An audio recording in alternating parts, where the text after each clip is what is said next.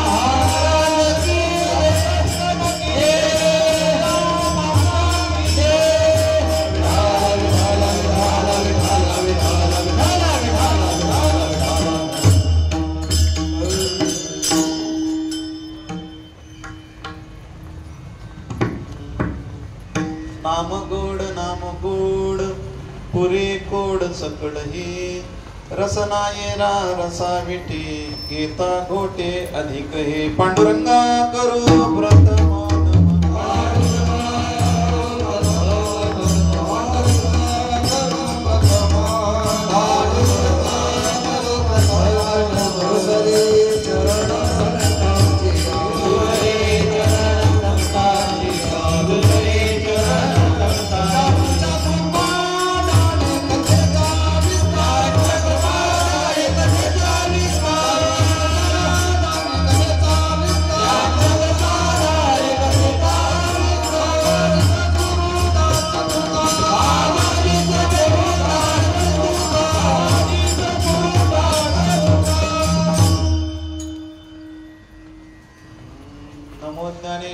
नमो ज्ञानेश्वरा निवृत्ती उदारा सोपान देवा. महाराज स्वर बघा बिघडतोय का? धुम्याचा आवाज बंद करता का? थोडं कमी करा. निवृत्ती उदारा सोपान देवा मुक्ताबाई नमो त्रिभुवन पावनी. बरोबर आहे का? मला काळी धुमलाय का तेव्हाच मग गडबड होते. विठाला विठा मला कशाला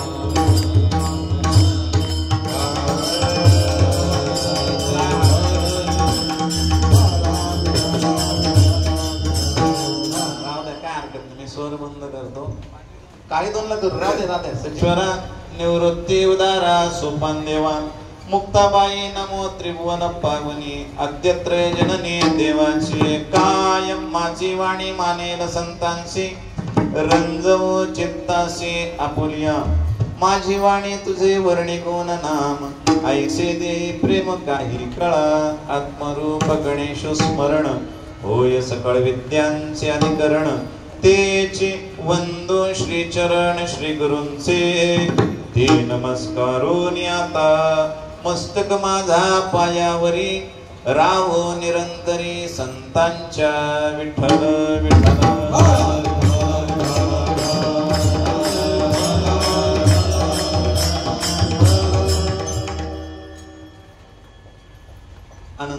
कृपा विभूषित विश्वसंत संत श्रेष्ठ श्रीमंत श्री जगद्गुरु तुकोबाराय विश्वमाऊली ज्ञानोबाराय अखिल गुणनिधान पंढरीश पांडुरंग परमात्मा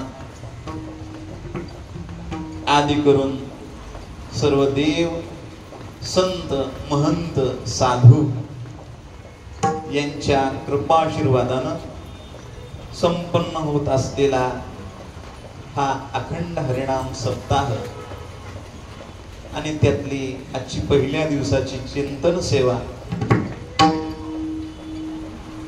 तद्निमित्त गायलेला अभंग जगद्गुरु तुकोबाराय यांचा परमात्म्याच्या नामाविषयीचं श्रेष्ठत्व, परमात्म्याच्या नामाविषयीची वेगळीकता, परमात्म्याच्या नामाविषयी आपल्या अंतःकरणात असलेली अनन्यता प्रगट करणारा असा आहे. विठ्ठल विठ्ठल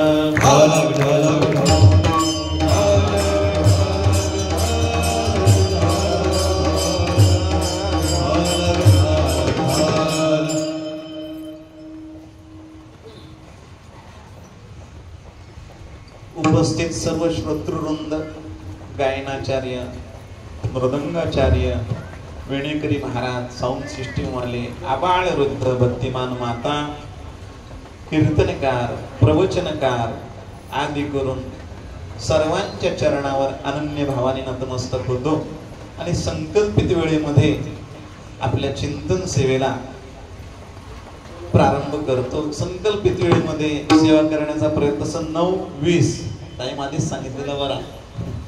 9:20चं टायमिंग मला आधीच सांगितलं गेलेलं आहे, पण मागे पण होऊ शकतो आणि पुढेही जाऊ शकतो. तरी मला तुम्ही आठवण द्या, मला ते भान राहत नाही. 9 वाजता आठवण दिली म्हणजे 9:20 पर्यंत उरकेल बरोबर. तरी ज्या ज्या वेळेस विठ्ठल विठ्ठल भजन होईल त्या त्या वेळेस आपल्याला काय करायचंय?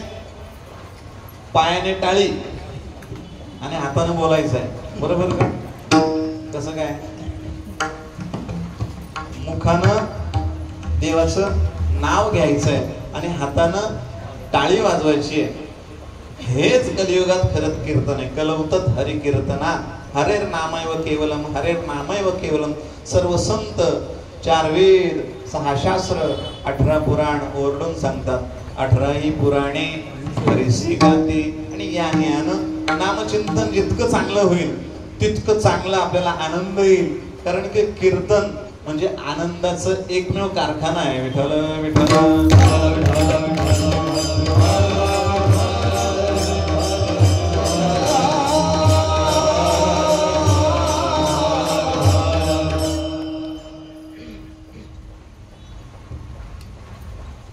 दोन शब्दाचा पर्याय अगत्याचा आहे.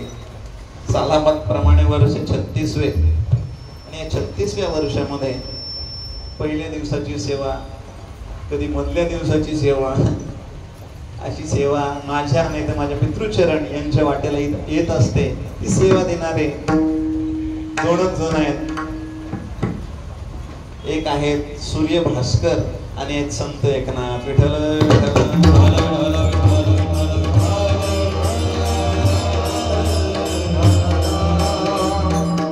अत्यंत प्रेमानं माझ्याकडे ही सेवा आलेली आहे आणि मला अंतःकरणापासून त्याचा आनंद आहे. त्याचं कारण आहे ते उभयता वेगवेगळ्या दिंडीत चालतात पण पंढरपूरकडे चालतात.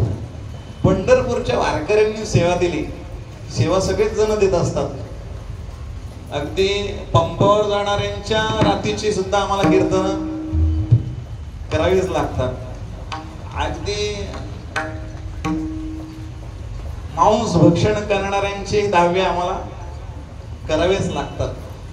पण जो आनंद एका वारकरी कुटुंबाकडून किंवा वारी करणाऱ्याकडून सेवा मिळवण्यात आहे तो आनंद इतरत्र नाही. आणि हे ज्याला कीर्तनावर प्रेम आहे त्यालाच फक्त कळणार आहे, दुसऱ्या कोणाला कळणार पण नाही. विठ्ठल विठ्ठल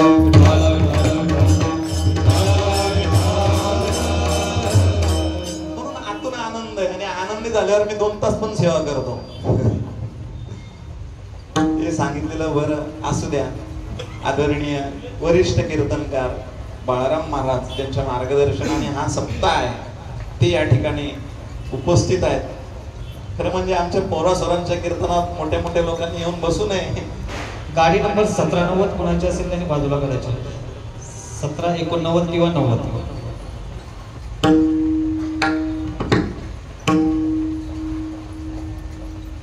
पण वरिष्ठ आहेत म्हणून मला जास्त घाम फुटतोय.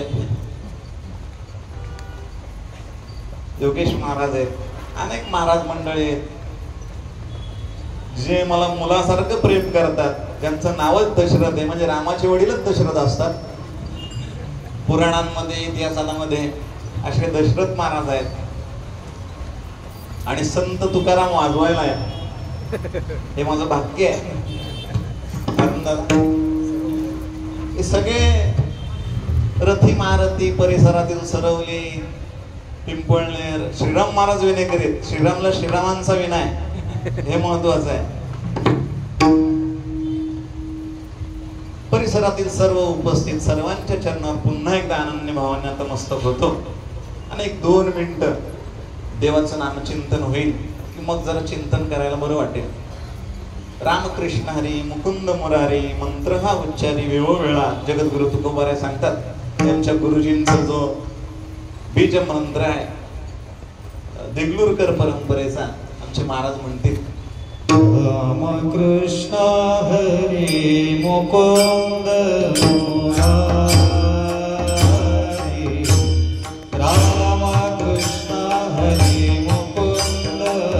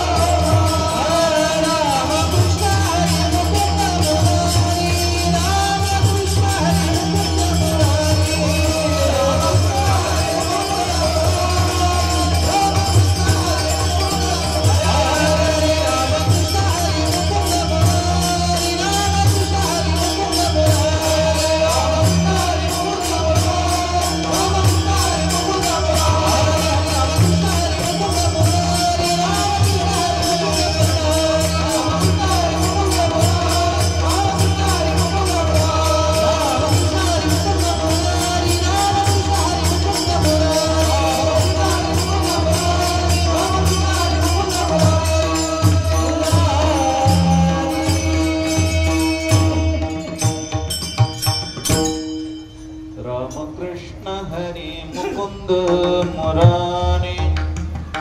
अच्युता नर हरे नारायण. भगवंताचं नाम आनंददायी आहे. महाराज त्या नामाविषयी आपल्या अंतःकरणात असलेली अनन्यता, त्या नामाचं श्रेष्ठत्व, त्याची वेगळीता थोडक्यात त्या नामाचं अलौकिकत्व स्पष्ट करून त्या अलौकिक असलेल्या नामाविषयी आपल्या अंतःकरणात, आपल्या हृदय मंदिरात असलेली अनन्यता, असलेलं प्रेम, असलेली गोडी, असलेली आवड प्रगट करतात.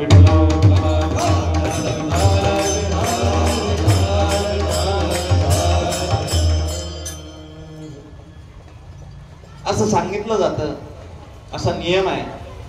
जे अलौकिक तत्व आहे त्या अलौकिक तत्वाशी मानवी जीवन अनन्य असलं पाहिजे. काय होतं, अलौकिक तत्वाशी मानवी जीवन अनन्य असेल तर आणि तरच मानवी जीवन सुखी बनतं. या उलट अलौकिक तत्वाशी मानवी जीवन जर विनमुख असेल तर त्या जीवनामध्ये सुखाचा किंबहुना आनंदाचा ठाव पत्ता शोध आयुष्य संपत तरी पण त्याला घेतला जाऊ शकत नाही किंवा लागत नाही. किंवा लौकिक तत्व आणि त्या लौकिकाशी असलेली सन्मुखता, त्या लौकिकाशी असलेली अनन्यता ही माणसाच्या दुःखाला कारण ठरते. थोडक्यात अलौकिक जे तत्व आहे त्याच तत्वाशी मानवाने अनन्य असलं पाहिजे, त्याच तत्वाला मानवाने शरण गेलं पाहिजे. त्या तत्वाची गोडी, त्याच तत्वाची आवड, त्याच तत्वाची लालसा, त्याच तत्वाची पिपासा अंतःकरणामध्ये मानवाने धारण केली पाहिजे, जेणेकरून मानवी जीवन सुखी होईल.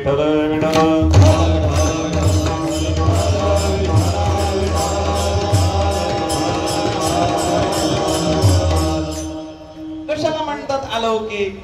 अलौकिकचं इको काढा, थोडस कमी करा, एकदम थोडं नॉर्मल. अलौकिक कशाला म्हणतात? कोणत्याही गोष्टीची जर सिद्धता करायची असेल तर त्याला लक्षण लावलं जातं. लक्षणाशिवाय कोणतीच वस्तू, कोणताच घटक, कोणताच पदार्थ सिद्धच होत नाही. मिठाला मीठ का म्हणावं? मीठ आहे म्हणून. काय लक्षण? खारट लागतं, त्याच्याशिवाय दुसरं काही खारट लागत. साखरेला साखर का म्हणावं? गोड लागते. साखरेमुळे बाकीच्या पदार्थांना गोडी आहे. फळामध्ये जे आहे त्याला काय म्हणतात? शुगरच म्हणतात. मिठाईमध्ये आहे त्याला काय म्हणतात? शुगरच म्हणतात. म्हणजे साखरच कोणत्याही फळाला, कोणत्याही वस्तूला, पदार्थाला गोड करते. जी गोड करते तिला साखर म्हणतात. ते म्हणण्यासाठी काहीतरी तिचं लक्षण असतं. गोडी हे तिचं लक्षण आहे, खारट हे तिचं काय लक्षण आहे. तसं अलौकिक तत्व कशाला म्हणायचं? ज्या तत्वाला आम्ही अनन्य असलो, ज्या तत्वाची अंतःकरणामध्ये आवड असेल तर आमचं जीवन सुखी होणार आहे, अशा अलौकिक तत्व नेमकं कशाला म्हणतात? तर अलौकिक तत्वाचे निकष, त्याचे मापदंड 3 आहेत, त्याचे कायदे 3 आहेत. 3 कलम ज्या तत्वाला लागतात त्या तत्वाला अलौकिक असं म्हणतात. कोणते 3 कलम आहेत? पहिला निकष आहे, अलौकिक तत्व तुम्हा आम्हाला किंबहुना लौकिक जगाला कळत नाही. जे लौकिक जगाला कळत नाही त्याला काय म्हणायचं? बोला ना. अलौकिक. पंचमहाभूत आहेत, पृथ्वी, आप, तेज, वायू आणि आकाश. या पंचमहाभूतामध्ये जे तत्व अडकत नाही, बांधलं जात नाही, बंधन होत नाही, त्याला म्हणायचं अलौकिक. आणि काळाची सत्ता, तिसरा निकष, काळाची सत्ता ज्या तत्वावर चालत नाही त्याला म्हणायचं अलौकिक.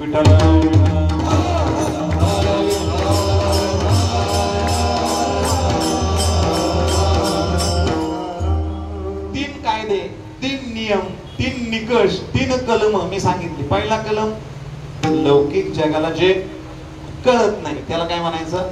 अलौकिक. पंचमहाभूतामध्ये जे अडकत नाही त्याला म्हणायचं अलौकिक. आणि काळाची सत्ता ज्याच्यावर चालत नाही त्याला म्हणायचं अलौकिक. कशाला नेमके अलौकिक म्हणतात? तर शास्त्रामध्ये अलौकिक एकच तत्व आहे, त्याचं नाव आहे चैतन्य. काय? चैतन्य. चैतन्य तुमच्या आमच्यात जे आहे ते काय? चैतन्यच आहे की. त्या चैतन्याचे उपाधिकृत भेदाने 3 प्रकार पडतात. एक जीव चैतन्य, एक संत चैतन्य आणि एक ईश्वर चैतन्य. जीव चैतन्यामध्ये अलौकिक मध्ये मोडत नाही, संत अलौकिक मध्ये मोडतात, देव अलौकिक मध्ये मोडतो. नवे नवे संतांचं आणि देवाचं नाम देखील अलौकिक तत्वात मोडतं. विठ्ठल विठ्ठल विठ्ठल विठ्ठल.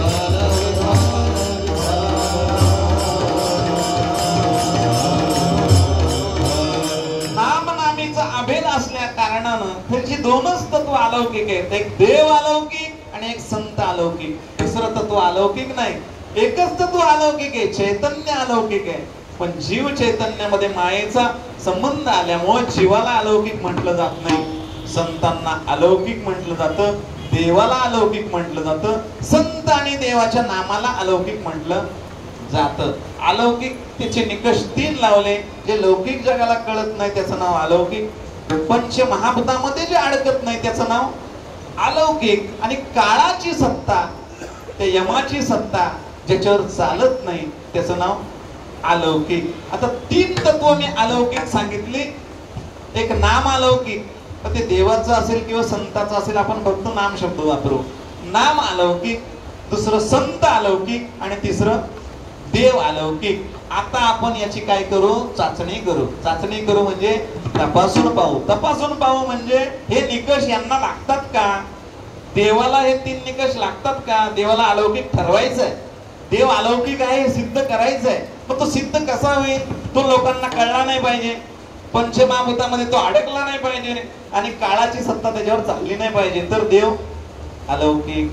संतांना अलौकिक ठरवलंय, तर संतांवर हे 3 निकष लावायचे. कोणते कोणते? आता तुम्ही बोला, माझा घसा बसेल. लौकिक जगाला संत कळत नाही म्हणजे अलौकिक. पंचमहाभूतामध्ये संत अडकत नाही तरच ते काय ठरतील? अलौकिक. आणि काळाची सत्ता संतांवर जर चालत नसेल तर संत अलौकिक. तिसरं तत्व काय? एक देव, संत आणि नाम. नाम अलौकिक कधी?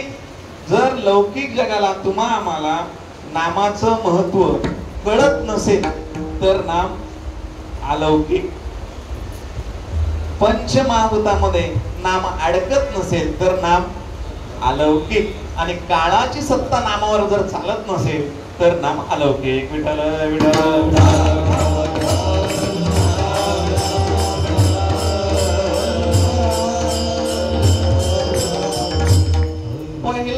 पहिला तत्व आहे देव, परमात्मा, ईश्वर, ब्रह्म. सगुण रूपाचं ठरलं तर आपली जगदंबा माता, जिचा हा उत्सव आहे. विठाई, आपली विठाई पण काय? माता आहे. विठोबा, तिला आई म्हटलेलं आहे. विठ्ठल बाप माय चुलता. तर पांडुरंगा, पांडुरंगाचं महत्व किंवा पांडुरंग लौकिक जगाला जर कळत नसेल तर काय? पहिला कायदा काय? लौकिक जगाला कळतो किंवा नाही हे तपासून पाहिजे. मग कळतो का असं जर प्रश्न विचारला तर त्याचं उत्तर तुकोबाऱ्यांनी दिलंय. लौकिक जगाला देव कळत नाही. एक दिवस जगद्गुरु तुकोबाऱ्यांनी पांडुरंग परमात्म्याला पाठीत भरलं. निघाले, बाजारात आले.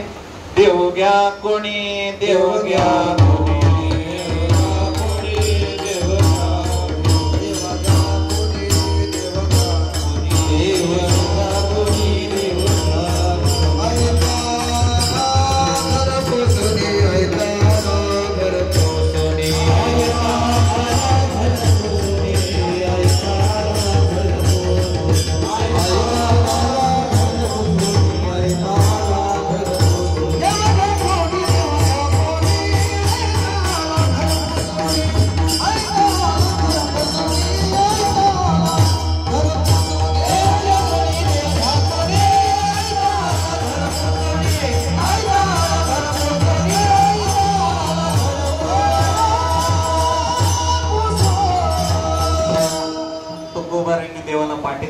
पाटी समजते ना? भाजीपाल्यावाले आपले माणसं आहेत, अजून असतील थोडेफार. ती पाटी बांबूची, काड्यांची, आणि त्याच्यात डोंबिवलीला पूर्वी लोक जायची स्टेशनला, कल्याणला, तिथं आपल्या नाक्यावर. तसं पाटीत देवाला भरला तो गोबाऱ्यांनी आणि सांगितलं, देव घ्या कोणी, देव घ्या कोणी. आयताला, आयताला, आयता, काही मेहनत न करता आयताला घर पोसुने. पण लोक इतकी बिलंदर महाराज, लोकांनी उत्तर दिलं, देव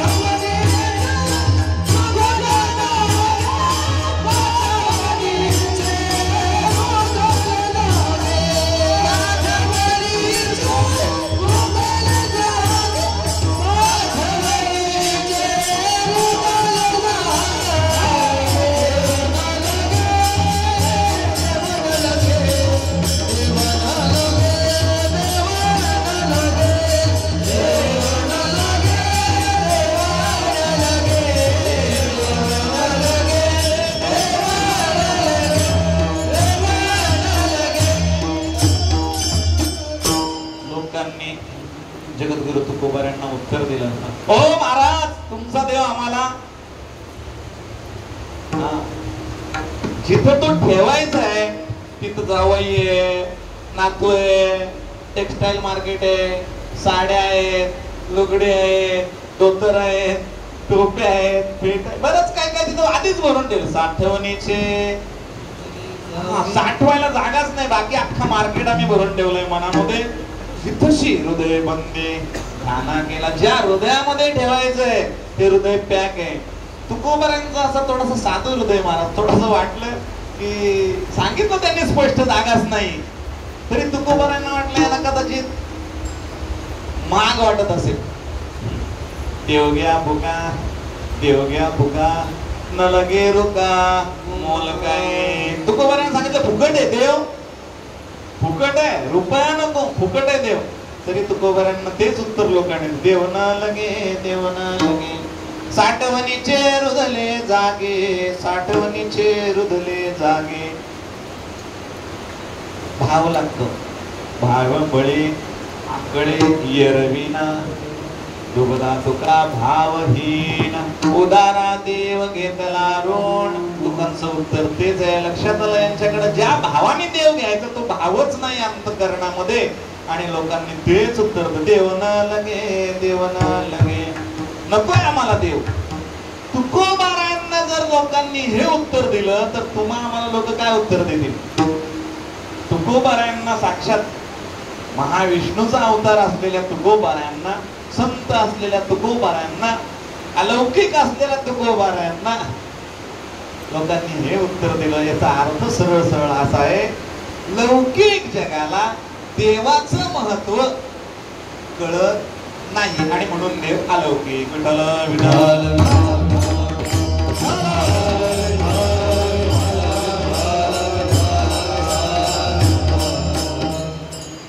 दुसरा निकष अलौकिक तत्वाचा काय सांगितला?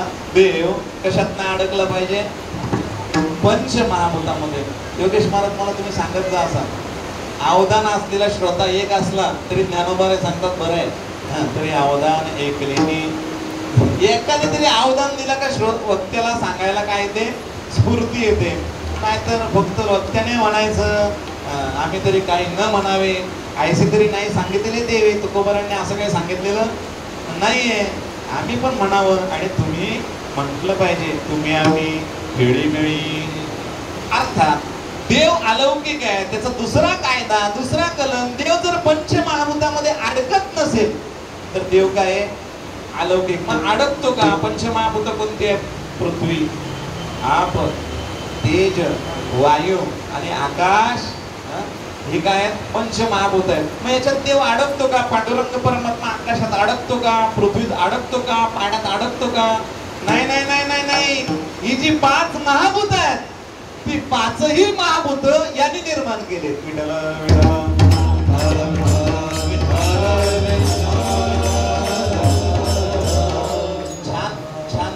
सांगतात एक लेणी कंठे म्हणून या येणे केली निर्माण 14ही भुवने, गगन चंद्र सूर्य मेघ तारांगणे 5ही महाभूते भौतिके भिन्ने भिन्ने हो आत्मना आकाश संभूता.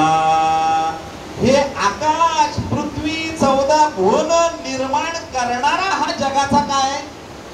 माये जगन्नाथ, बाप जगन्नाथ. हा बाप आहे त्या 5 महाभूतांचा. बाप पोरात अडकल कसा? हे काय कलियुगातला आणि पृथ्वीवरचा बाप नाही ना, हा चैतन्य असलेला परमात्मा बाप आहे. तो या 5 महाभूतात अडकत नाही आणि म्हणून परमात्मा अलौकिक. विठ्ठल विठ्ठल.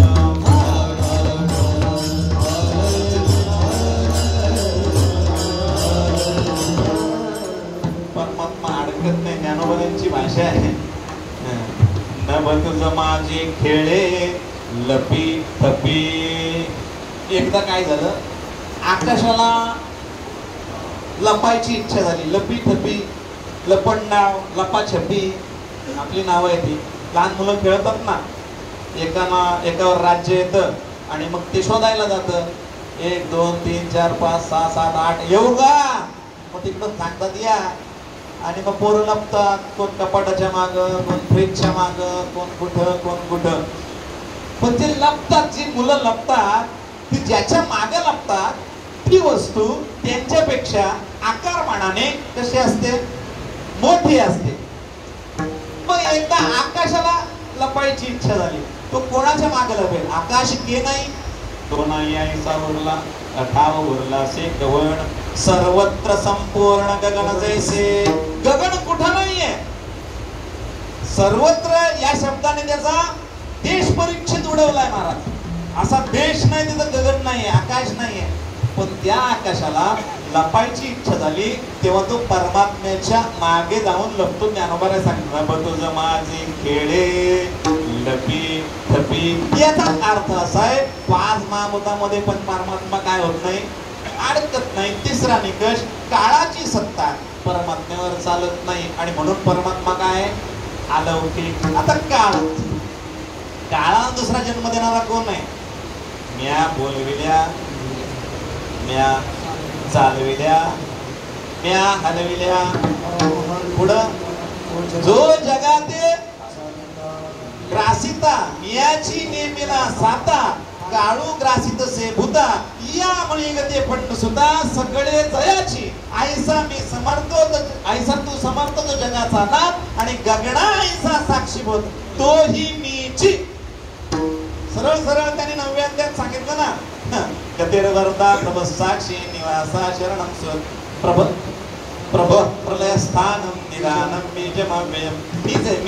मीच आहे या कालाचं नियमन करणारा. हा काळ माझ्या घरचा गरगडी आहे. गरगडी कोणाला म्हणतात? आपल्याला नाही तो महाराज. 12 वाजो, रात्री 2 वाजो, 3 वाजो, कधी पण गर्दी गोळा करू शकतो. कोण? काळ. पण महाराज हा त्याचा काय आहे, घरगडी आहे. याचाच अर्थ परमात्मा काळामध्ये अडकत नाही, किंबहुना काळाची सत्ता परमात्म्यावर चालत नाही. जगाला देव कळत नाही म्हणून अलौकिक, 5 महाभूतामध्ये देव अडकत नाही म्हणून अलौकिक, आणि काळाची सत्ता देवावर चालत नाही म्हणून अलौकिक.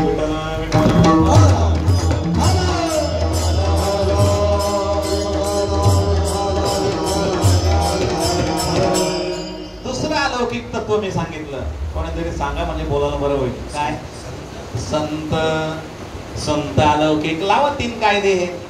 पहिला कायदा,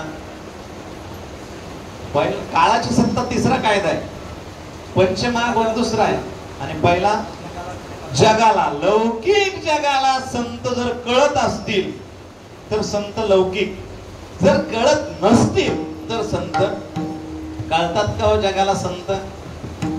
मी तुम्हाला छोटा प्रश्न विचारतो. ज्ञानोबा रे तुकोबारायांचा अवतार झाला. ज्ञानोबा रे तुकोबारायांचा अवतार 12व्या शतकात झाला,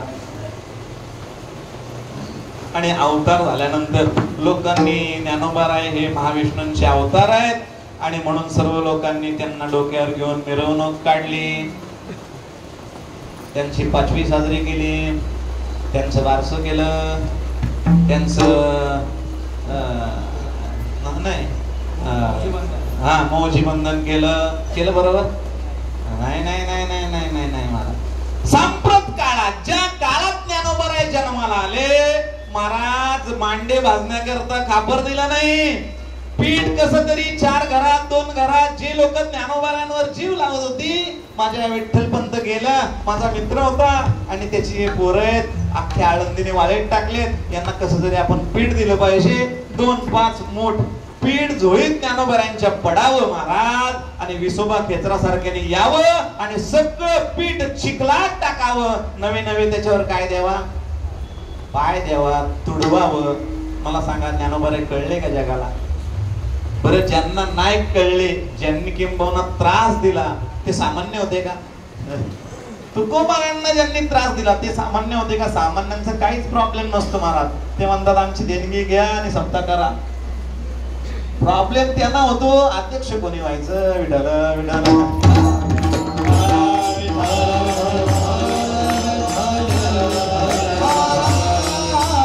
मला सांगायचं एवढं, ज्याला अक्कल नाही, ज्याला ज्ञान नाही, त्यांनी संतांना त्रास दिला असं नाही. जे ज्ञानी होते, 10 ग्रंथांचं ज्यांना ज्ञान होतं, अशा शाण्या लोकांना देखील ज्ञानोबाराय तुकोबाराय कळली नाही. विठाल विठाल.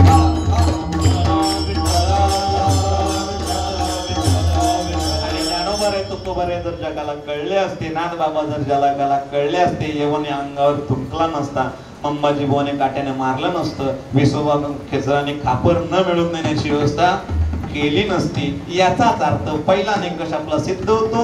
लौकिक जगाला ज्ञानोबाराय तुकोबाराय आदी करून संत कळतात का? कळत नाही. आणि म्हणून संत अलौकिक. विठ्ठल विठ्ठल विठ्ठल.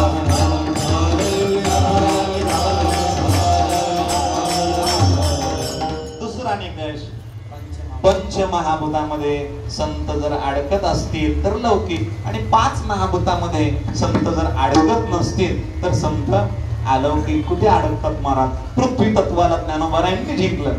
ज्ञानदेवी घेतले दान, बाबा बाळ छंदू हृदयी धरोनिया ध्यान, बाबा बाळ छंदू समाधी बैसला निर्वाण, बाबा बाळ छंदू कथा कीर्तन करीतो, बाबा बाळ छंदू. ज्ञानोबाराय नाहीत का? ज्ञानोबाराय नाहीत का? ज्ञानोबाराय गेले का? आहेत. एक 2000च्या सुमारास एक सायंटिस्ट आला, त्याने आक्षेप घेतला ज्ञानोबारायांच्या समाधीवर. त्याने ते पृथ्वी तत्वाच्या आरपार जाणारं यंत्र आणलं होतं आणि ते समाधीवर लावलं. म्हणे बघू खरोखर ज्ञानोबाराय आतमध्ये आहेत का? डोळे गेले महाराज त्याचे. विठ्ठल विठ्ठल.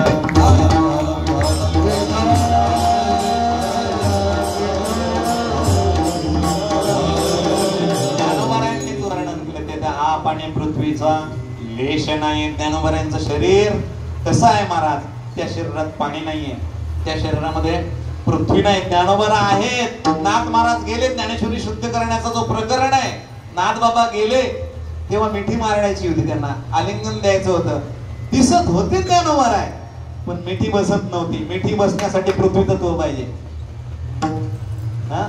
पाणी पाहिजे शरीरात.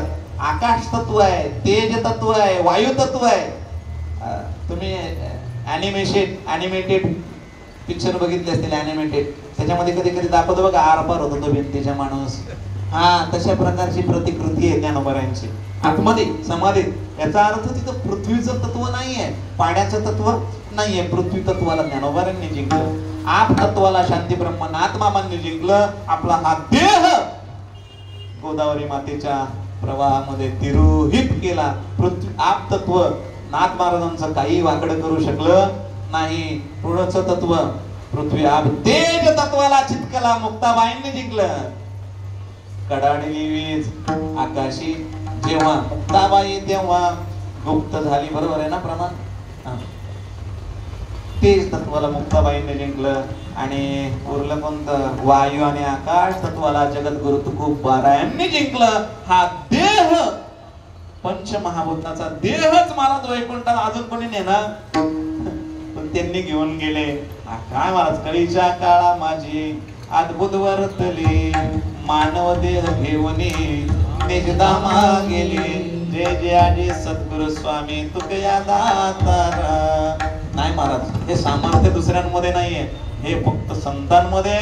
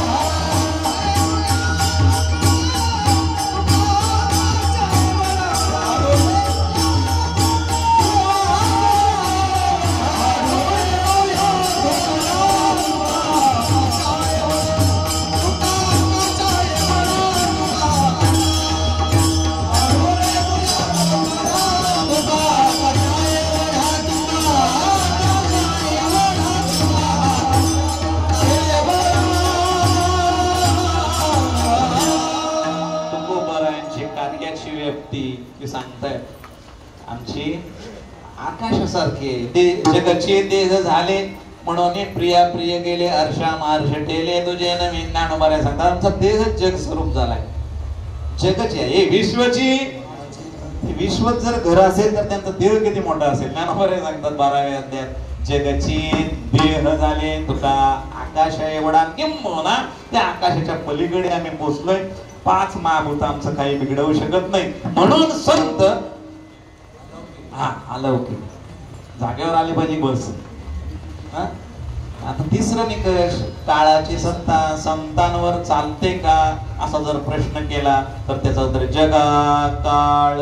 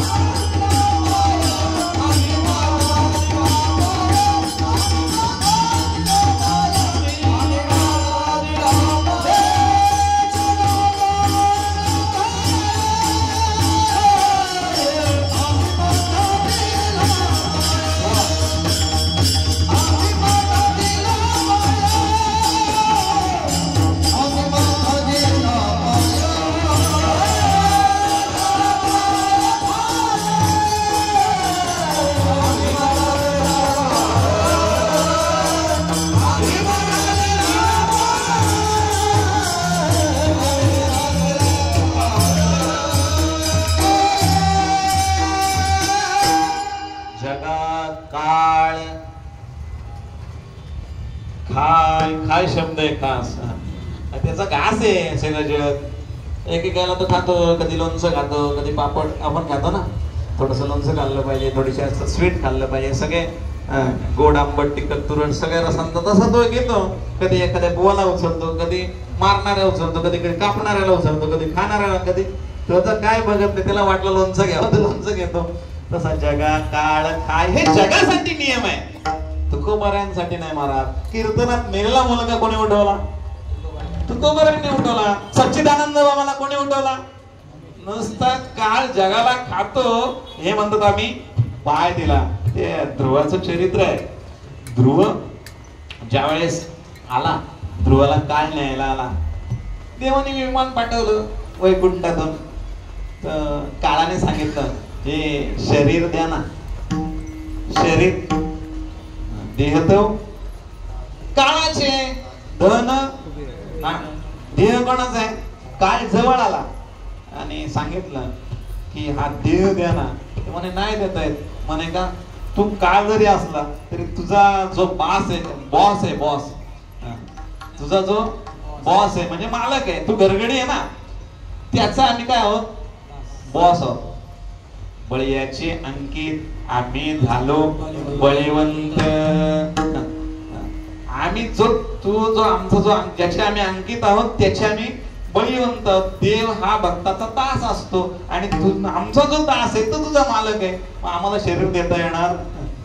मृत्यू मुनी पदम दत्वा आरोहम अद्भुतम दतम. आरूढ झाले ध्रुव महाराज कुठं? विमानामध्ये.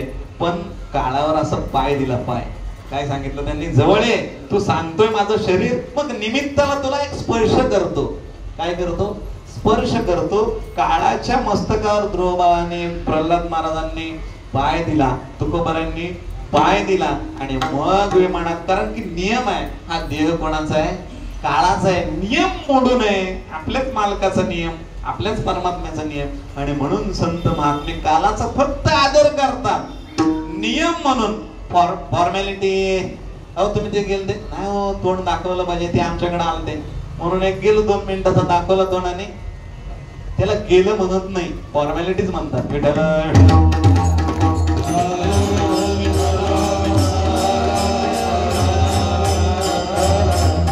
संतांकरता काल ही फॉर्मॅलिटी, आपल्यासाठी नाही, संतांसाठी. काल गुलाम करी सलाम तुकया घरी राम, तुकया घरी राम, तुकया घरी राम,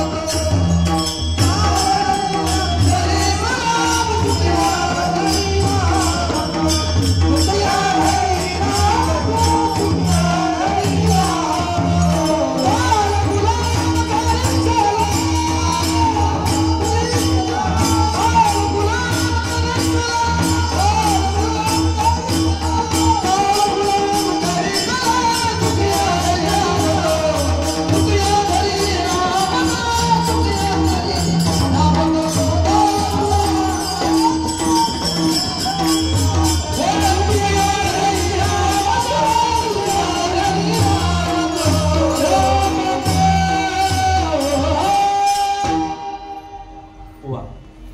समर्पक आणि गोड चाल.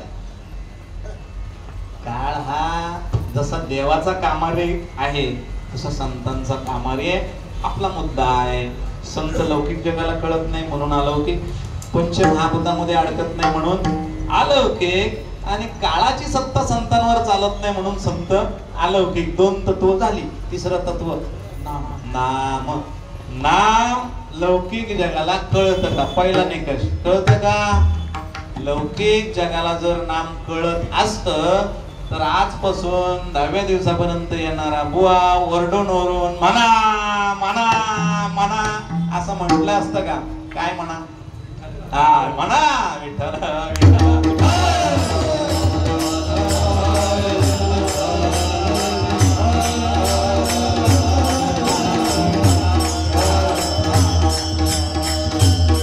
काय झालंय, आपल्या इंद्रियांना सवय लागली विषयांची, त्याच्यामुळे हात टाळ्या वाजवतात पण ते येत नाही, तोंडातून येत नाही.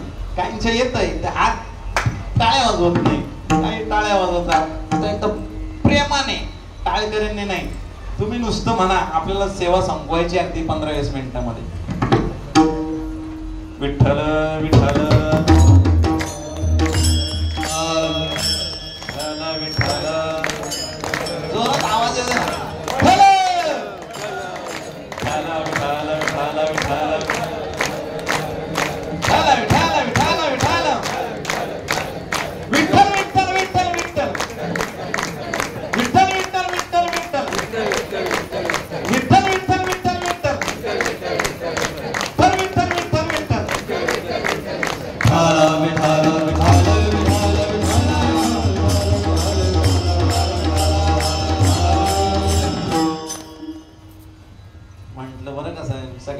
तुम्हाला वाटतं बुवा डोळा मिटतो म्हणजे त्याला दिसत नसतं. मी एक नजर मारली तुम्हाला लक्ष देतं, टाळ्यात वाजतात की बोलतात ते.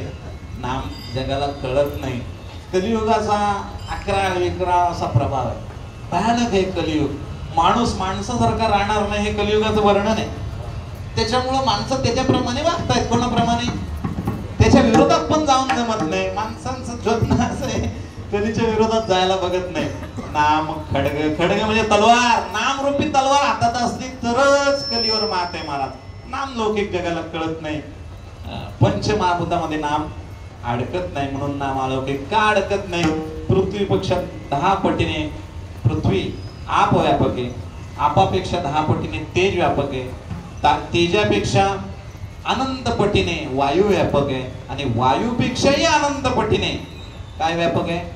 आकाश व्यापक आहे. आणि ते आकाशाही पेक्षा गगनाहुनी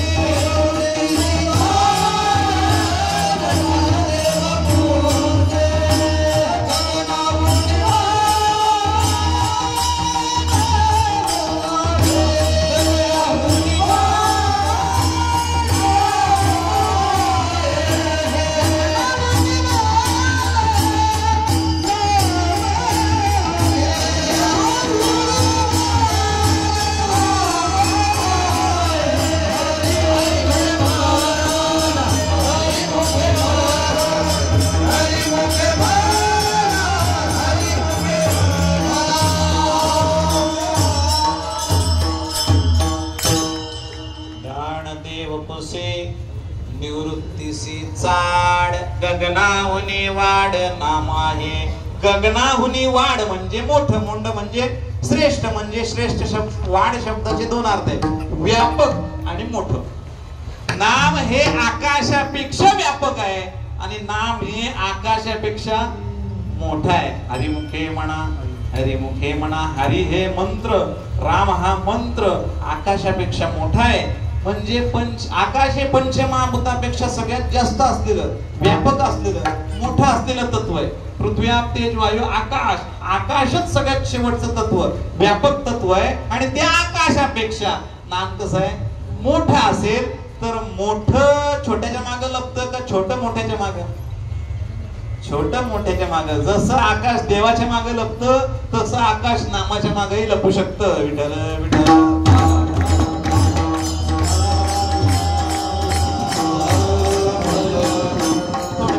पंचमहाभूतामध्ये नाम अडकत नाही आणि म्हणून नाम काय, अलौकिक. काळाची सत्ता नामावर चालते का? नाही नाही महाराज, तिन्ही कालामध्ये नाम चालतं. सत्य सात खरे नाम विठोबाचे बरे जारज स्वेदज उद्वीज अंडज आटे हरिनाम नाटे ते बरवे. नाम आटत नाही महाराज. काळाची सत्ता नामावर चालत नाही. सर्व काळात नाम आहे. नामच सत्य आहे. त्रिकाळा बाधित असते त्यालाच सत्य जर म्हणतात. अबाध रहित्यम सत्यत्वम. ज्याचा बाधच होत नाही, कोणत्याच काळात बाध होत नाही, कोणत्याच वेळेत बाध होत नाही, कोणत्याच देशात बाध होत नाही.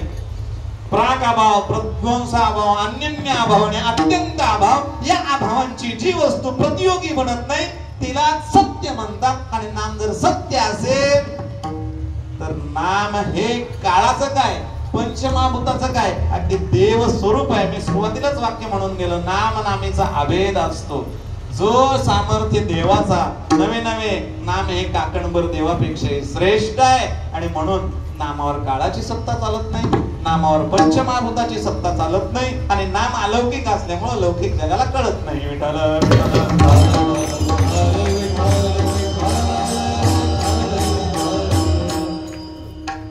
कीर्तनात घोषवाक्य केलं मी सुरुवातीला. या अलौकिक तत्वाशी मानवी जीवन काय असलं पाहिजे, अनन्य असलं पाहिजे. तरच माणूस किंबहुना मानवी जीवन काय होतं, सुखी होतं, अन्यथा दुःखी होतं. याचा अर्थ असा आहे, देवाशी माणसाचं काय असलं पाहिजे, अनन्यत्व असलं पाहिजे. संताशी माणसाचं काय असलं पाहिजे, अनन्यत्व असलं पाहिजे. आणि नामाशी माणसाचं अनन्यत्व असलं पाहिजे. अर्थात नामाकडंच तोंड असलं पाहिजे. नामाकडं, देवाकडं आणि संताकडंच आपलं काय पाहिजे, तोंड पाहिजे. म्हणजे नाम, संत आणि देव यांचीच आवड अंतःकरणात असली पाहिजे, यांचीच लालसा अंतःकरणात असली पाहिजे, यांचीच पिपासा अंतःकरणात असली पाहिजे. तर आणि तरच मानवी जीवन सुखी बनतं. हा सिद्धांत आहे. एवढा सिद्धांत लक्षात आला का कीर्तन सार्थक झालं महाराज. किमान लक्षात आलं तर हळूहळू आपली पावलं तिकडे पडतील. तुमची पडत असतील, तुम्ही पोहोचले देखील असाल, पण हे माझ्यासाठीच मी करतो. आपल्यात सुधारणा झाली पाहिजे. आणि म्हणून साधक दशेतून, साधक वृत्तीतून मी म्हणतोय की संताशी, देवाशी, संताच्या आणि देवाच्या नामाशी आपलं जीवन अनन्य असलं पाहिजे. काय होतं, जीवन सुखी होतं. कोणाचं झालं का, शेकडो उदाहरणं मी तुम्हाला सांगेन. तर वेळ नाही तेवढी सांगायला, पण एक एक सगळ्याचं सांगतो थोडक्यात. देवाशी जीवन जर अनन्य झालं, देवाशी जीवन जर अनन्य झालं तर जीवन सुखी बनतं. संताशी जीवन जर अनन्य झालं, संताचीच जर प्रीती आपल्या अंतःकरणात असेल तर जीवन सुखी बनतं. देवाच्या नामाशी जीवन जर अनन्य झालं तर जीवन सुखी बनतं. एक प्रेमाबाई नावाची संत म्हणली. कोण? प्रेमाबाई. नाव लक्षात ठेवा.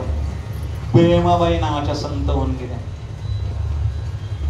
तसं पाहिलं तर तिन्ही गोष्टीची अनन्यता यांच्याकडे होती, देवाची, संतांची आणि नामाची. तीन क्रम प्रेमाबाईंचा. स्नान वगैरे करायचं, देवाची पूजा करायची, देवाचं भजन करायचं. आपल्या गावात कोणी अतिथी आलाय का, कोणी साधू आलाय का शोधायचा, त्याला घरी आणायचं, त्याला जेवण द्यायचं, त्याची सेवा करायची. कथा कीर्तन जिथं असेल तिथं जायचं आणि ते श्रवण करायचं. पुन्हा घरी यायचं, देवाचं नामचिंतन करायचं, कथेचं अनुसंधान करायचं. कथेत काय सिद्धांत सांगितले, कीर्तन ऐकायचे नसतात. महाभागवत डोंगरेजी महाराज सांगतात, कीर्तन, कथा, प्रवचन ऐकावी, त्यांचं मनन व्हावं. आणि मनन झाल्यानंतर त्या कथेचा विशेष परिणाम बुवा कसाही असला, अगदी फर्स्ट क्लास, सेकंड क्लास आणि असू शकतो माणूस, कसाही बुवा असला तरी आपलं चिंतन, आपलं, तो विठ्ठल विठ्ठलच म्हणतो ना, तो रामकृष्ण हरीच म्हणतो ना, तो ज्ञानोबा आहे, तो कोबा आहे म्हणतो ना, मग त्या बुवाने मी दृष्टीने करावं उपदेश. तुकोबरायांचं म्हणणं आहे. कोणाच्याही कीर्तनाला जावं, कोणाच्याही कथेला बसावं आणि घरी येऊन त्याचं मनन करावं. घरी जाऊन 5 मिनिटं काय बुवाने सांगितलं, उपदेश घडत्या हाती झाला चित्ती धरावा, झाला चित्ती धरावा, झाला चित्ती धरावा,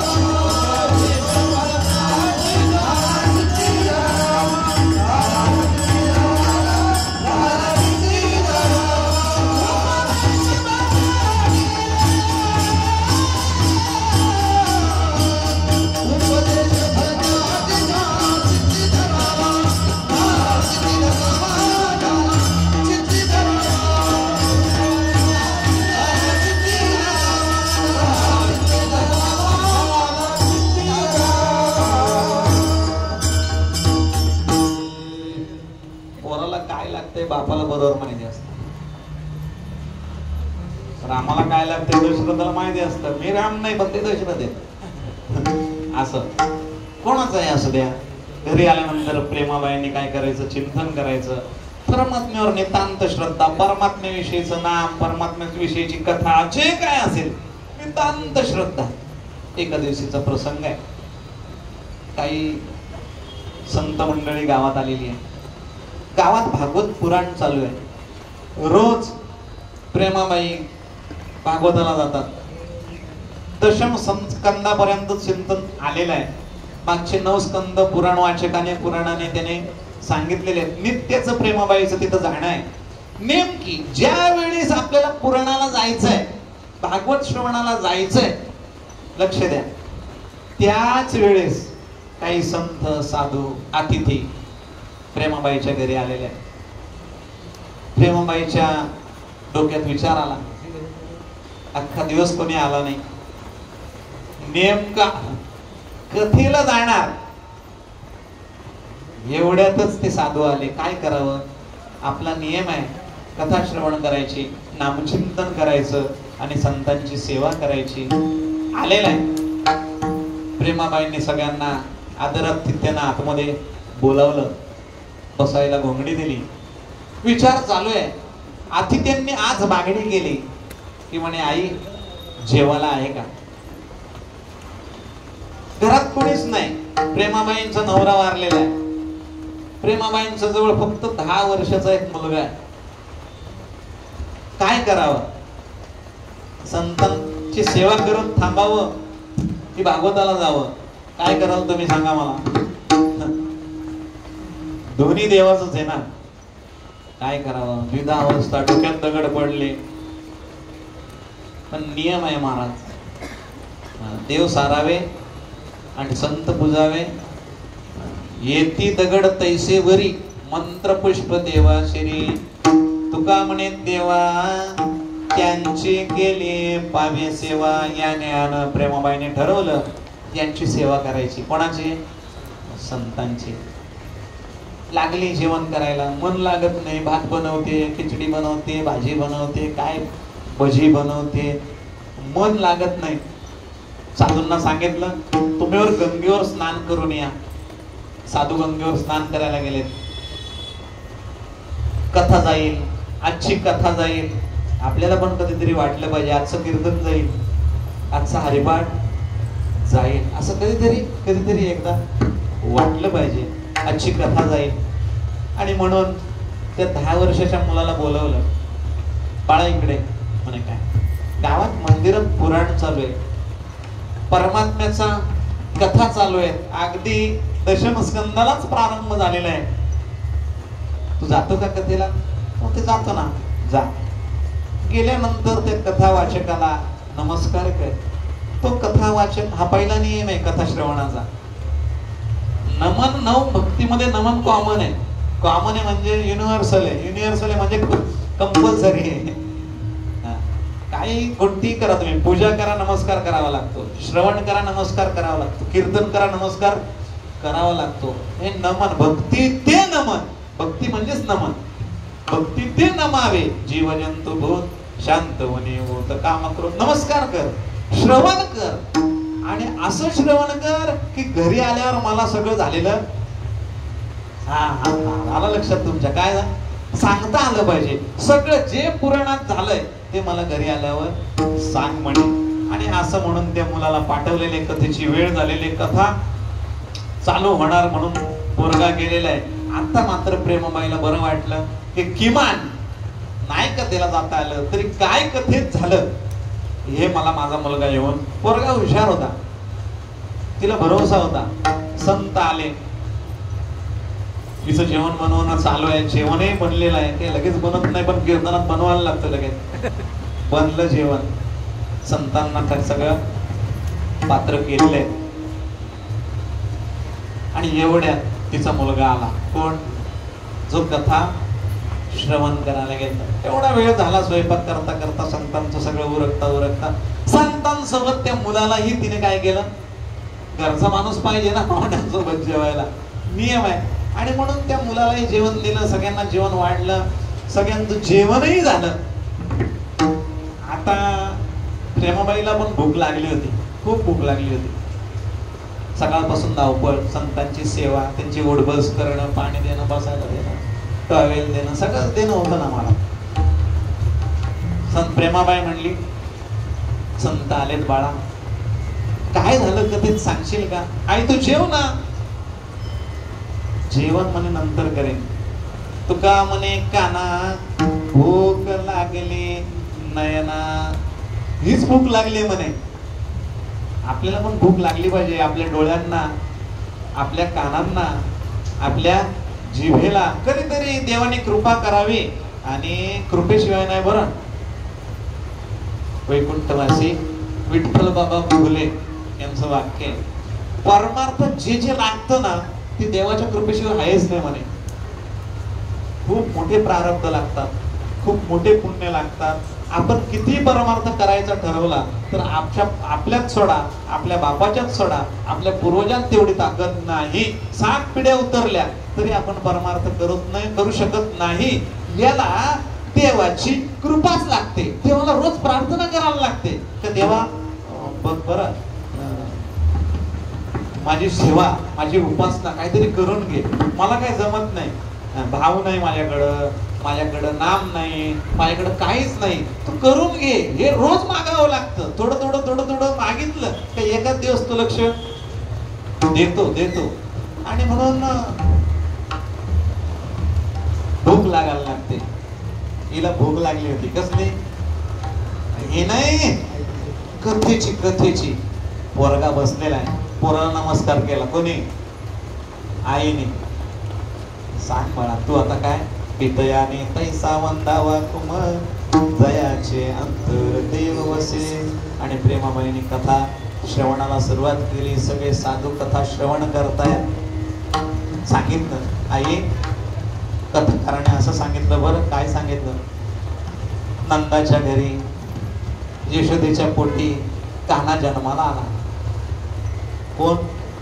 कान्हा जन्माला आला. हळूहळू रांगू लागला. यशोदेच्या घराचे, नंदाच्या घराचे खांब, भिंत याचा टेको आधार घेऊन कान्हा रांगतरंगणी, चोरी तरुणी, जावणी धरती गवळणी, अशी अवस्था कानाची आहे. हळूहळू खेळतोय, चोऱ्या करतोय. कथाकार सांगत होता गवळणींच्या तक्रारी येत होत्या. 9 वाजून गेले का? तक्रारी येत होत्या, वेळ झाली. कान्हा पण यशोदा माता काही लक्ष देत नव्हती. एक दिवस कान्हाच्या मनात आलं, आईला आपण घरातल्या घरात एक काही गोष्ट दाखवली पाहिजे, चमत्कार दाखवलं पाहिजे. अख्ख्या गोकुळाला चमत्कार माहित झाला, पण माझ्या आईला चमत्कार अजून माझा काय माहिती नाही. आणि दुसरी एक गोष्ट सिद्ध करायची होती, माझ्यावर हिचं प्रेम आहे. 10 कोटी वर्ष तपश्चर्या केली. द्रोण आणि धरा या प्रजापतींनी. आणि त्यावेळेस परमात्मा 11 वर्ष राहिला. किती? 10 कोटी वर्ष. आणि वर मागितला तो आमचा मुलगा हो. 10 कोटी वर्षाचं गणित फक्त 11 वर्ष लावलं महाराज त्याने. फक्त 11 वर्ष. आणि रडून गेला महाराज मथुरेला. अख्ख्या गोकुळाला रडून गेला. त्याची लीला त्याला माहिती. महाराज 10 कोटी वर्ष या आईने माझी तपश्चर्या केली, माझ्यावर प्रेम आहे का संसारावर प्रेम आहे बघावं म्हणून रडायचं सोंग केलं. रडायला लागला, आई आई आई आई आई आई, भूक लागली भूक लागली भूक लागली. आता रडतय बाळ, रडतय.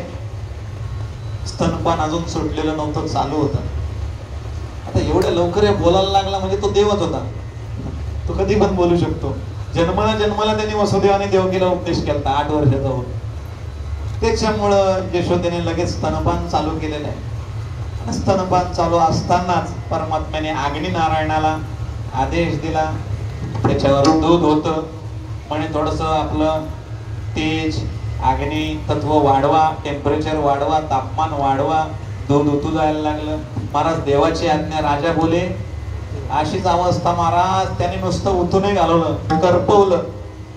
आता किती गायी होत्या ना, किती दूध आणि किती मोठं पातेलं असेल, सगळंच्या सगळं करपलं. लगेच यशोदा मातेच्या नाकामध्ये वास गेला आणि वास गेल्याबरोबर लगेच कृष्णाला, आता तुम्ही काय सांगता काय बघता काय, रोज ऐकतो ना हे काल्यात, ते सांगतोय कोण? मुलगा. कोणाला? प्रेमाबाईला. हे लक्षात ठेवा, आपली कथा इकडे. सांगितलं महाराज, दूध करपले आई, निघाला. कोण? यशोदा माता निघाली, गेली. आणि मग देवाला राग आला. म्हणजे चमत्कार तर दाखवायचाच आहे आणि प्रेम पण लक्षात आलं. म्हणे माझ्यापेक्षा दुधावर जास्त प्रेम आहे हिचं. ज्ञानोबरायांच्या भाषात, रांडवणी रस सोयनिके करोनिया मोले विके तैसे भोगासाठी विविके धाडिती धर्म. ज्ञानोबराय सांगतात करू नका, असं करू नका. म्हणजे धर्म विकू नका, म्हणजे नाम विकू नका, भोगासाठी विकू नका. तो रांधवणी मेसवाला असतो, तो स्वतः रांधतो पण स्वतः कधीच मेस मधलं खात नाही. तसं हे धार्मिक लोकांचं आहे. ज्ञानोबराय सांगतात भोगासाठी अविवेकी धाडिती धर्म. म्हणजे हिचं दुधावर प्रेम आहे, माझ्यावर नाही. 10 कोटी तप केलेल्या यशोदेचं दुधावर प्रेम जाऊ शकतं. 10 कोटी वर्ष तप करून यशोदा झालेल्या यशोदेचं दुधावर प्रेम जाऊ शकतं, लक्षात घ्या. आणि म्हणून देवाने लगेच मित्रांना बोलवलं. घरात जेवढे दही दूध तूप लोणी होते सगळे माठ फोडले, माकडांना दूध वाटलं, सगळ्या मित्रांना दूध वाटलं. तिकडचं करपलेलं होतं ते सगळं डोक्याला हात लावून यशोदा बाहेर येते. बाहेर पाहते तर इकडं देखील सत्या.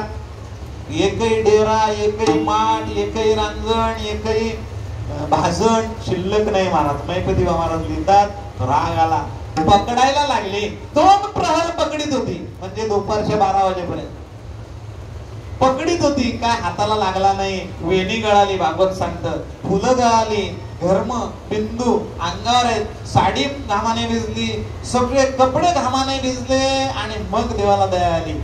भक्तीतले श्रम पाहिले की देवाला दया येते. म्हणून पायी चालत जावं, पायी चालत जावं. विसावा येऊ नाही येऊ, मुक्काम येऊ नाही येऊ, ते श्रम तर देवाला दिसतात. दया आली आणि मग पकडून घेतलं. बऱ्याच गवळणी जमा झाल्या होत्या. 2 प्रहर म्हणजे 5-6 तास पकडत होते. अख्खा गोकुळ जमा झाला होता. पकडलं देवाला. आता म्हणे पकडलं, आता याला काही सोडत नाही. आणि मग सगळ्या गवळणींनी सांगितलं, म्हणे एवढे दिवस मोर्चे नेले, काय दाद घेतली नाही पाटलीनबाईंनी, मग आता आपणच काहीतरी ठरवू. आणि मग सगळ्यांनी प्लॅन करून सांगितलं, याला बांध म्हणे. गवळणींनी सांगितलं बांध.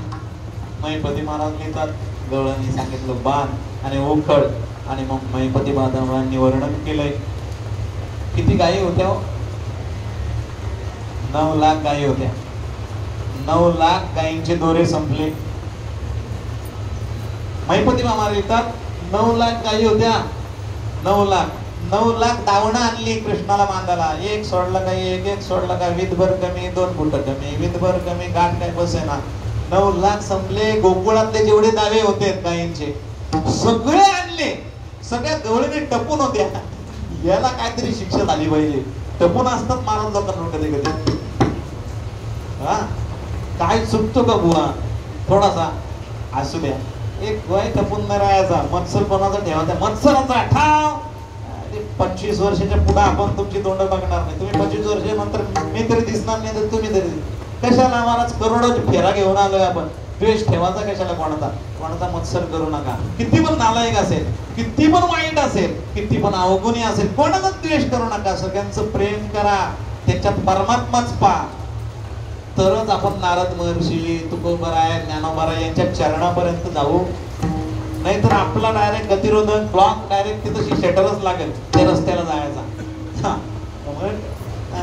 त्यांनी मत्सर थोडा बाळगला आणि सगळ्या गोकुळातल्या गायींचे दावे आणले, पुरत नाही. मग देवालाच दया आली. बरेच गेले महाराज, वेळ होऊन गेला. म्हणजे बांधलं पाहिजे, बांधून घेतलं. हे कोण सांगतंय? पोरगा सांगतोय. कोणाला? प्रेमाबाई. संत पुण्यवंत व्हावे घेता सज्जनांची नावे. म्हणून जोरात म्हणा प्रेमाबाईला. मान संत होते. प्रेमाबाईला हे सांगतोय, बांधला. मग याने ऍक्टिंग सुरू केली. कोणी? याने, कृष्णाने. आई नको ना आता परत असं करणार, नको ना महाराज. याची ऍक्टिंग होती. प्रेमाबाई भावनिक झाली ना. अरे रे, आणि व्हावं. ज्याची देवाशी अनन्यता आहे त्याने देवाविषयी, सगळ्या कृतीविषयी खऱ्याच समजाव्या. ते नाटक न समजता त्याच्याविषयी अनन्य व्हावं. महाराज प्रेमाबाई कळवळली. माझ्या देवाला बांधलं मध्ये येणे. काही येडीबाई बाई आहे का कोण आहे? हिला आई कसे म्हणावं? म्हणजे आता खरंच मला टायमावर गोष्ट आठवली. मी ओव्या पाठ केल्या असत्या याच्या. ओव्या खरंच, ओव्या फार गोड आहे तिथं, खूप गोड आहे. भक्त लीलामृत ग्रंथामध्ये 41 किंवा 42 अध्याय असेल. खूप गोड वर्णन केलंय.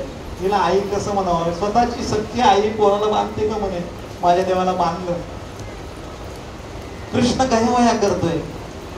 आई पुन्हा नाही करणार ना, मला सोड ना, नको ना शिक्षा करू. पण आज अद्दल घडवायची म्हणून यशोदा सरळ घराच्या कामात मग्न झाली.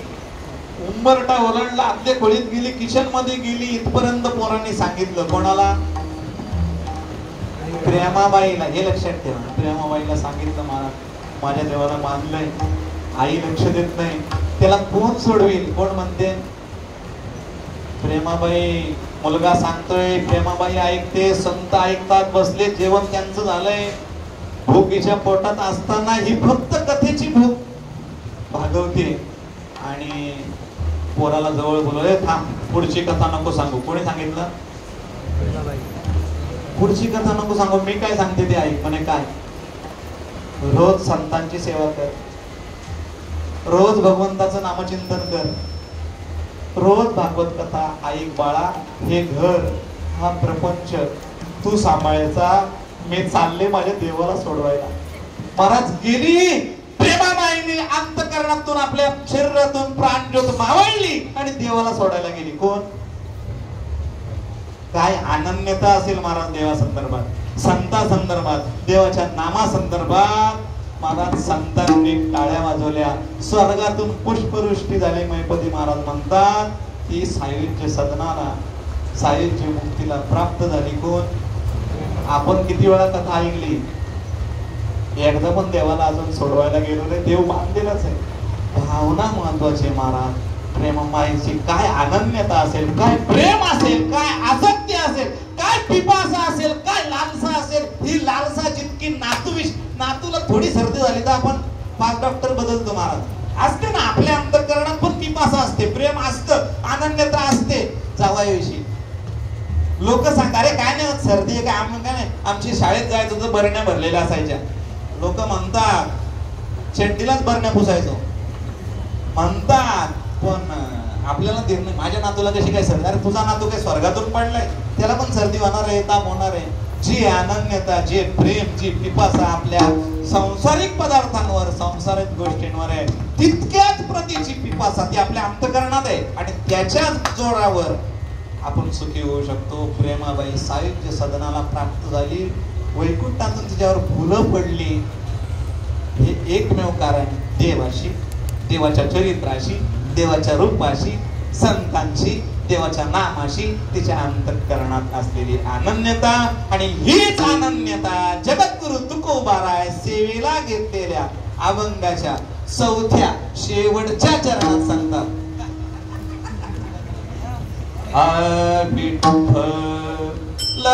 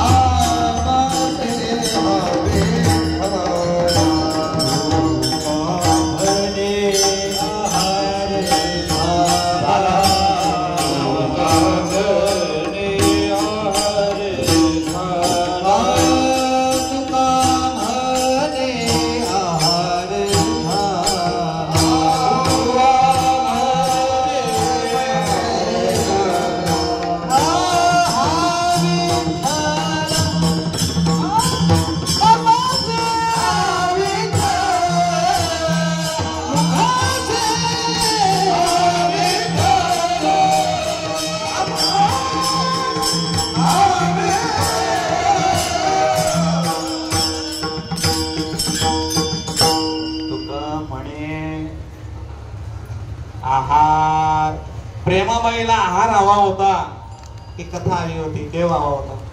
आहार झाला. तुकोबराय सांगतात, भूक लागली नयना विठ्ठल आमचे जीवन. विठ्ठलच आमचं जीवन झालंय, विठ्ठलच आमचा श्वास झालाय, विठ्ठलच आमचा काय झालाय, प्राण झालाय, विठ्ठलच आमचा जीव झालाय, विठ्ठलच विठ्ठल झालाय.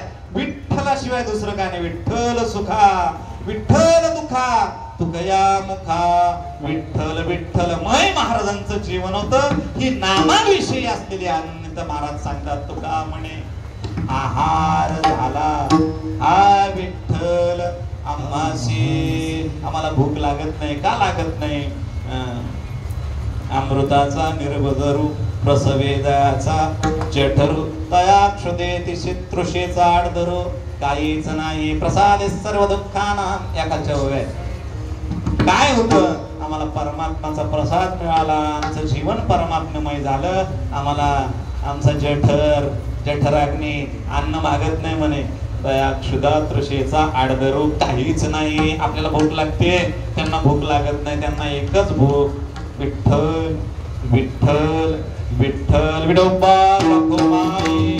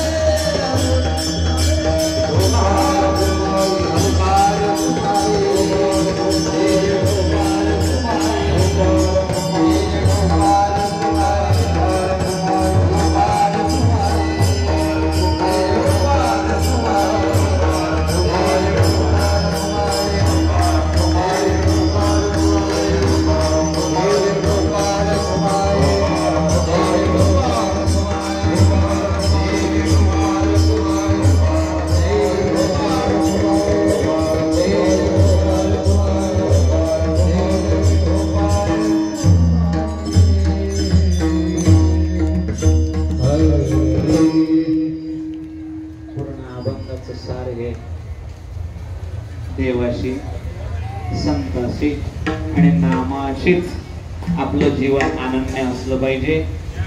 त्याशिवाय जर आपलं जीवन देवाशी अनन्य झालं नाही, विसरली तया थोर झाली हानी पचती लखानी. 84 लक्ष योनीमध्ये आपल्याला फिरत राहावं लागेल, जात राहावं लागेल. विठ्ठल विठ्ठल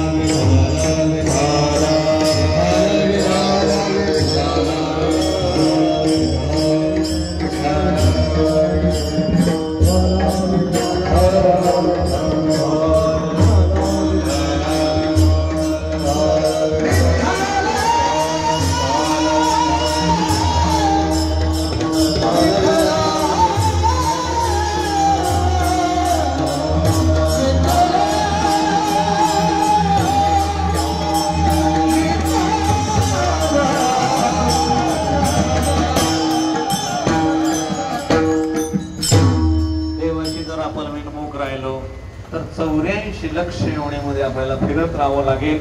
हे युनिव्हर्सल ट्रूथ आहे, जागतिक सत्य, पर्याय नाही त्याला. देवाशी विन्मुख राहू नका. ज्या देवाशी आपलं तादात्म्य असेल, दत्तात्रयांशी असेल, जगदंबा मातेशी असेल, गणरायांशी असेल, पांडुरंगाशी असेल, पण त्या एका देवाशी आपलं तादात्म्य, आपली अनन्यता जरूर असावी. नाहीतर उद्गाराशी ठाव नाही भाग्यहीना विनमुख चरणा संतांची ज्ञानोबर आहे म्हणा, तुकोबर आहे म्हणा, नाथ बाबा म्हणा, कोणतीतरी संतांना आपण काय केलं पाहिजे, मानलं पाहिजे, त्यांच्याकडे आपलं तोंड असलं पाहिजे, त्यांच्यापासून आपण विनमुख नसावं. तर आपण नसलो, आपण विनमुख असलो तर विनमुख चरणा संतांची या ज्ञान आपला उद्धार जगाचा बापही करू शकणार नाही. हरिप्राप्तीचे उपाय धरावे संतांचे ते पाय आणि नामाशी जीवन विनमुख ठेवता कामा नये. नामाशी विनमुख तो नर पापिया नाही ज्यासी भक्ती, तो पतित तो अभक्त तो दैवहत. बऱ्याच गोष्टीची विस्तार ज्ञानोबरांनी केलेला आहे. करंट आहे तो पापी आहे, तो अभक्त आहे, म्हणून नामाशी विनमुख असू नये, नामाशी सन्मुख असलं पाहिजे. अर्थात नामाशी अनन्य असलं पाहिजे, संताशी अनन्य असलं पाहिजे किंवा देवाशी अनन्य असलं पाहिजे. या तीन तत्वाशी किंवा या तीन पैकी एका तत्वाशी आपण आपलं जीवन अनन्य केलंच पाहिजे. आपण काहीतरी देवाच्या संदर्भात, संताच्या संदर्भात आणि नामचिंतनाच्या संदर्भात दिवसातून ते केलं पाहिजे. प्रत्येक दिवसाला आपण हे विचारलं पाहिजे की आज आपण नामचिंतन केलं का, आज देवाच्या पाया पडलो का, देवाजवळ आपल्याला परमात्म्याच्या संदर्भात आपण काय सांगितलं का, संतांची अक्षर आपल्या कानाद्वारे आपल्या मुखाद्वारे बाहेर गेली का. या तीन गोष्टीशी अनन्य राहणं म्हणजे यांच्याशी आपली सलग करणं, यांच्याशी आपला समन्वय ठेवणं, याच्याशी सलगी करणं. हे तीन गोष्टी जर झाल्या तर निश्चितच जी जगद्गुरु तुकोबा ज्ञानोबांची स्थिती आहे ती तुमच्या आमच्या जीवनात उतरेल आणि ती स्थिती तुमच्या आमच्या जीवनामध्ये यावी. आपलं जीवन देवाशी संताशी नामाशी अनन्य व्हावं हीच प्रार्थना आहे जगदंबा मातेकडं ज्ञानोबा तुकोबांकडं करतो. मला ही सेवा ज्यांनी दिली ते आमचे भास्कर दादा यांनी मला फोन केला आणि एकनाथ दादांकडं आम्ही पंढरपूरला उतरतच असतो. खरं म्हणजे हे दोन चाक आहेत, ज्या चाकांवर हा सप्ताह आहे आणि संप्रदायाच्या पद्धतीने अत्यंत गोड वारकरी आहेत, सर्व गोड श्रोते आहेत. याच्यासाठी पुण्य लागतं महाराज. मी सांगलं परमार्थातलं काहीच फुकट नाही, यासाठी पुण्यच लागतं. आणि ह्या पुण्याच्या जोरावरच आज 36 वर्ष म्हणजे जवळजवळ 3 तप आपण 3ऱ्या तपामध्ये आहोत. आता याच पुण्याच्या जोरावर त्याचा कोणता महोत्सव येतो, सुवर्ण का रौप्य सुवर्ण महोत्सव येईल पुढचा एक तप झाल्यानंतर 2 वर्षांनी अजून तोही व्हावा, व्यवस्थित व्हावा. त्यावेळेस देखील हे दोन्ही व्यक्तींनीच मला तारीख द्यावी. म्हणजे मध्ये नाही बोलवलं तरी चालेल, पण म्हणजे त्याच्यातील त्यांचे दीर्घ आयुष्य होईल आणि माझंही होईल आणि हेच श्रोते असावे. तुम्ही नाराज होऊ नका. तुम्हाला तेवढं दीर्घ आयुष्य म्हणजे 14 वर्षाचं आयुष्य व्यवस्थित, तोपर्यंत 14 वर्ष आपल्या कोणाला धक्का लावू नये देवाने अशी प्रार्थना करतो. त्याच्या पुढे लावावं अशी माझी इच्छा नाही, त्याच्या पुढे आपण परमात्मा स्वरूपच व्हावं हीच ज्ञानोबा तुकोबांच्या चरणी प्रार्थना. पुनश्च एकदा दोन्ही दादांचे आभार मानतो. खरं म्हणजे पंढरपूरला आम्ही पण पायी जातो, मागेही बोललो होतो, परंतु ही व्यक्ती अशी आहे की जाण्याच्या आधी आमची रूम बुक असते. जाण्याच्या आधी महाराज तिथं गेलं बरीच गर्दी असते, पाय ठेवायला जागा. या वर्षी तर अशी तुफान गर्दी होती की त्याचा मोजमाप ते यायला पण करता आला नाही. त्यांनी तोडकी मोडकी 28 लाख 29 लाख काहीतरी सांगितले होते, बरोबर. ते तेवढी तर ज्ञानोबांसोबत असतील नुसते. हा नाथ बाबा तुकोबाराय बरेच आहेत ना संत, 5-25 दिंड्या असतात महाराज. पण एवढ्या गर्दीत एक रूम 4 जणांसाठी ठेवणं अगदी चिदानंद महाराज, आम्ही आणि आमचे पितृचरण आमच्यासोबत जे वारकरी असतात ते खरं म्हणजे त्यांचे ऋण आहे आणि त्या ऋणातून उत्तीर्ण होण्याकरता त्यांनी दिलेलं निमंत्रण मी समजतो. त्या ऋणातून थोडंफार आम्ही काय उत्तीर्ण होणार नाही, पण त्या निमित्तानं या परिवाराचे जे ऋण आहेत, कारण की वारीतले ऋण महाराज त्याचं काही गणितच नाही ना महाराज. घरी सेवा करणं, भंडारा करणं, इथं कोणतरी पायी चाललाय त्याची भंडारा करणं, पंढरपूरच्या वारकऱ्याची सेवा करणं, याचा महाराज कुठल्याच स्तरात बसत नाही. तुलाम बदवा सत्य लोके तुलाम बदवा. ते ब्रह्मदेवाने सत्य लोकात तुला केली, भागवत एका बाजूला ठेवलं ना, बाकी सगळी एका बाजूला ठेवली. ते भागवत जड ठरलं, भागवत सांगतं तसं हे बाजूला ठेवलं तर हे बरड कधी पण खालीच मारत, बाकी सगळ्या सेवा. आणि त्यातून मी जर वृत्तीनं रांगोलीत व्हायचं ठरवलं एका कीर्तनात, तर ते माझ्यासारख्या बुवाजाने शक्य नाही, परंतु त्यांच्या ऋणातच राहणं मी पसंत करीन. बोलता बोलता काही कमी अधिक चुकीचं झालं असेल, माझ्या बुद्धीचा जो दोष आहे, कोणाचाही मत्सर करू नका, प्रेमाने राहा आणि भगवंताकडे रोज थोडीशी प्रार्थना करा की देवा मला भक्तीतलं काहीतरी कळू दे, मला परमार्थातलं काहीतरी कळू दे, तुझं कृपा होऊ दे. तुझ्या कृपेशिवाय भक्ती होत नाही आणि प्रपंच पण कुठं होतं महाराज त्याच्या कृपेशिवाय? नाही महाराज, प्रारब्ध सगळं त्याच्या अधीन आहे. आणि संसार देहाला संग प्रारब्धाचा, प्रारब्धावर हे सगळा संसार आहे आणि परमार्थही बऱ्यापैकी प्रारब्धावर आहे. कृपा म्हणजे प्रारब्ध. आणि म्हणून प्रत्येकाने रोज प्रार्थना करा, देवाचं नामचिंतन करा. एक दिवस नक्कीच ती अनुभूती आपल्या देखील जीवनात येईल. जीवनात पुरते अधिक ते सरते करून घ्यावे तुमचे विनवितसे बोलिलेले पुरे देवाकडे उत्तरे करा क्षमा अपराध महाराज तुम्ही सिद्ध तणेश्वर माऊली.